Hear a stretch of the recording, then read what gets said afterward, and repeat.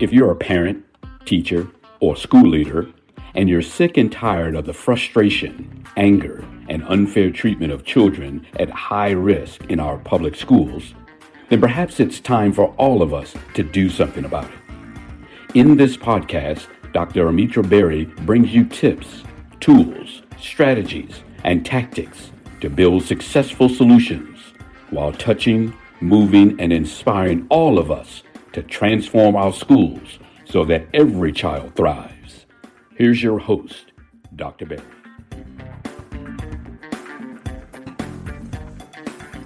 Some people are in such utter darkness that they will burn you just to see a light. Try not to take it personally. Those are the words of Dr. Kaman Kajuri. Hey there, Equity Warriors. I am so glad you're here with me today, and today I need your help. I really need your help. So over the last 6 years or so, we've seen a rise in bad behavior in public spaces. We've seen or heard and seen people who say the quiet part out loud, and I mean really loud. There's been an almost disappearance of common courtesy, and as one who speaks at conferences and events, workshops, there are these attempts to hijack sessions in professional spaces. There's a lot of heckling and people trying to get other people riled up. In my experiences, I have seen not just exercises of white privilege, but most recently or more recently, attempted oppression and outright racism coming out of the mouths of educators, of people who work in education, and of school board members that we've allowed to be elected to run the organization or organizations that take care of our children. A lot of times these words, activities, oppression, racism, the heckling, the things that people say are cloaked in words like freedom and liberty, or they talk about a return to basics. Basic what? So the other day I was presenting at a state education conference, and which one is not important. But my topic was recruiting and retaining educators with DEI in mind. And if that sounds familiar, it's because there is a podcast version of that workshop. It's episode number 6, same title, Recruiting and Retaining with DEI in Mind. So in my sessions on that topic, whether it's face-to-face, a podcast, a webinar, all my sessions, not just that topic, I always teach what I call the essential understandings. And if you're an educator, that's that front-loaded vocabulary that we have to have in the classroom. But in any session that has to do with anything DEI or A, diversity, equity, inclusion, and implicit and explicit bias, 4 terms that I teach at the beginning of every single workshop to make sure that we are all on the same page. And then there's one other that I use, that I teach, and that is cognitive humility. And if you remember, or you've done your homework and you've been listening, cognitive humility is based in the science of cognition, and that our brains as humans are able to take in new information and learn infinitely when we're exposed to new ideas, new constructs, new places, new cultures. The humility part comes in that we are accepting of those ideas, even if they are different from our own, and we can work to make sense of them. But understanding, having enough personal humility to accept that maybe there are other ways of seeing or other ways of thinking or other ways of living. Being humble. So back to this workshop. My audience was not racially diverse, not much, heavily majority white. There were some black folks. There were no Latinos that I could see. There was a gentleman who did say that he identified, as he was speaking later on, as Latino, and no Asians. Primarily, these were superintendents, they were school board trustees, there were HR people, assistant, associate, deputy superintendents, etc., leadership. And I had been warned earlier that morning, because I saw a group of people with matching t-shirts with those code words of freedom and liberty on them, that there were some people who were there, elected officials, who were there to disrupt anything having anything to do with equity. And I had my eye on them. I was expecting them, and I was ready for them. So I had just finished the activity where I have participants close their eyes and go through their day through a lens of racial isolation and diversity. And this is interactive afterwards, right? We're talking, we're debriefing. I do a turn and talk to your neighbor. Then there's some whole group sharing. And as people, white people, black people, men, women shared their ahas and their sadness in a very supportive environment. There was a lot of thoughtful listening. There was respect. Until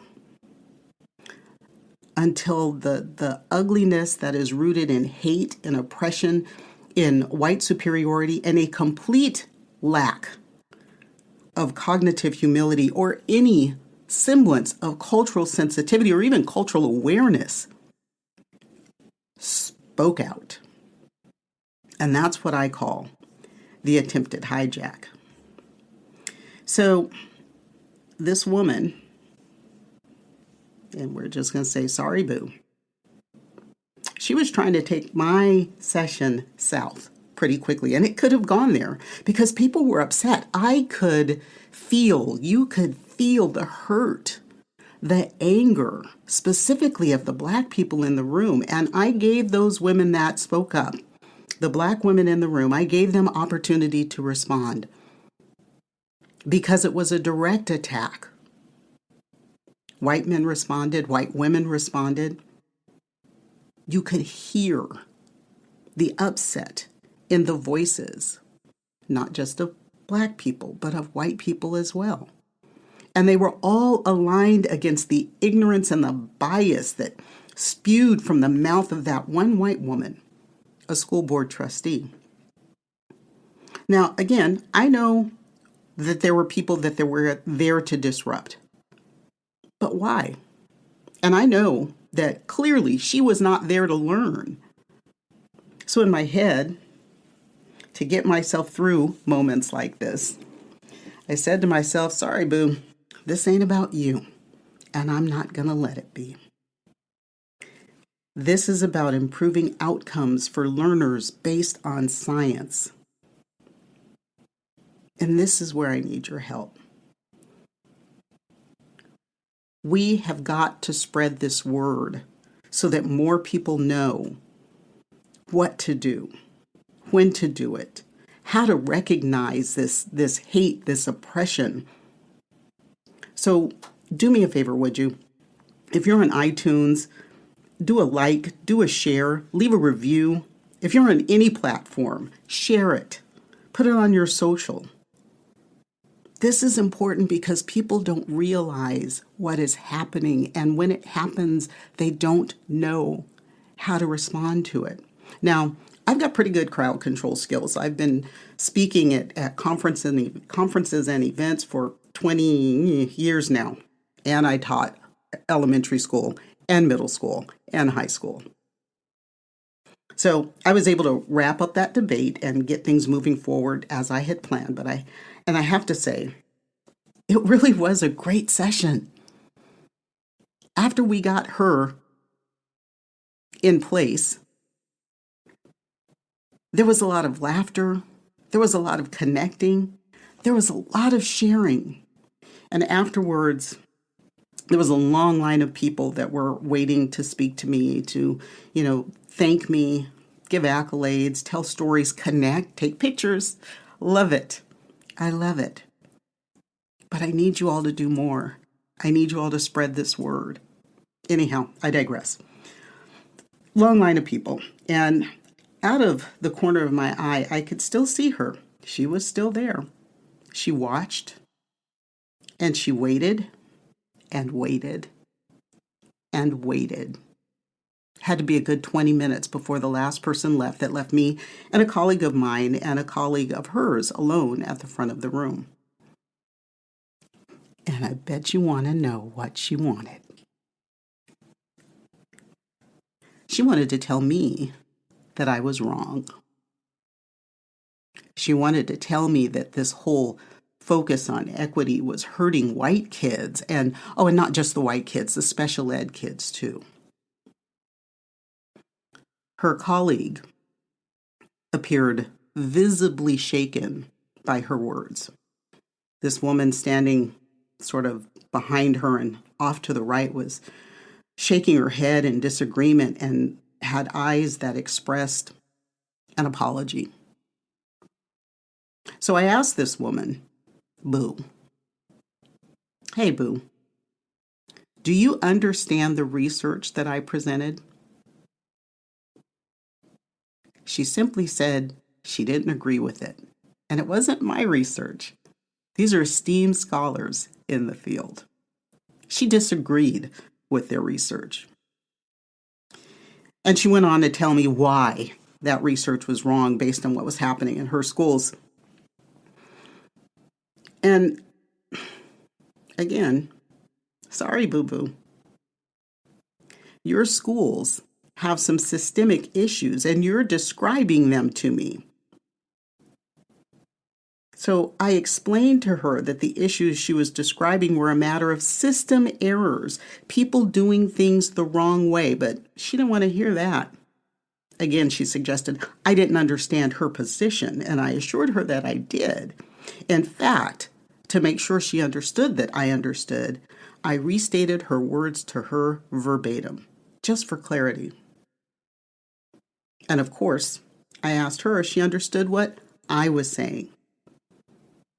And her response, I'm sure you won't be surprised, she didn't care. Again,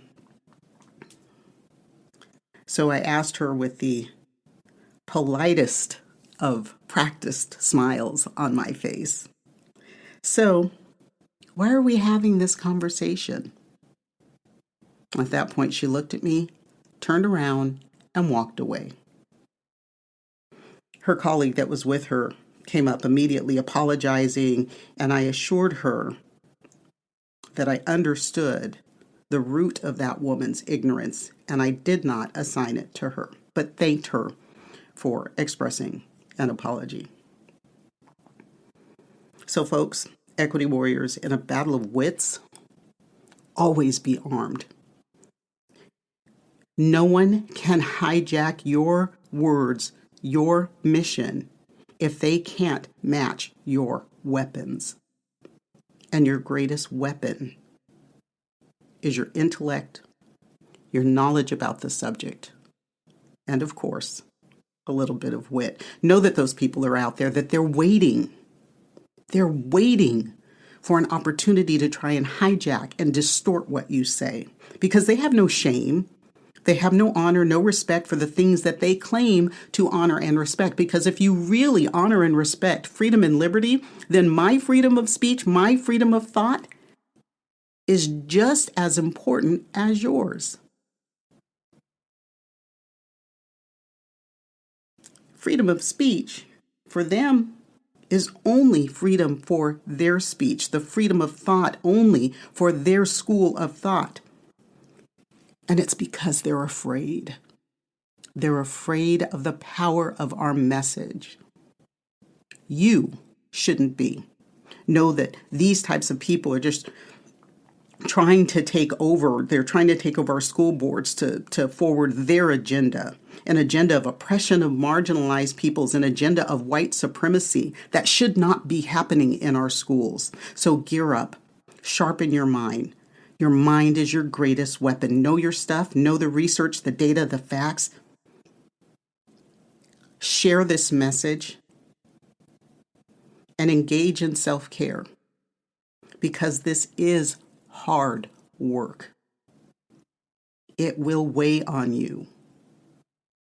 So take care of yourself and have those words and expressions in your head. Practice them, just like I practice my smile and sorry, boo, but this ain't about you. You will need those things, those tools in your head to help steel you against the idiocy that you will face. Have those things. Sorry, boo, it ain't about you.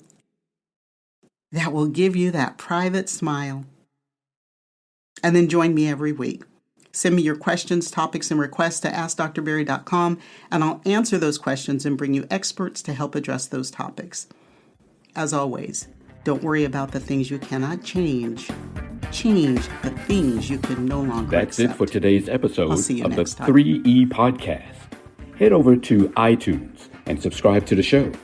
One lucky listener every single week that posts a review on iTunes will win a chance in a grand prize drawing to win a $25,000 value private VIP day with Dr. Berry herself.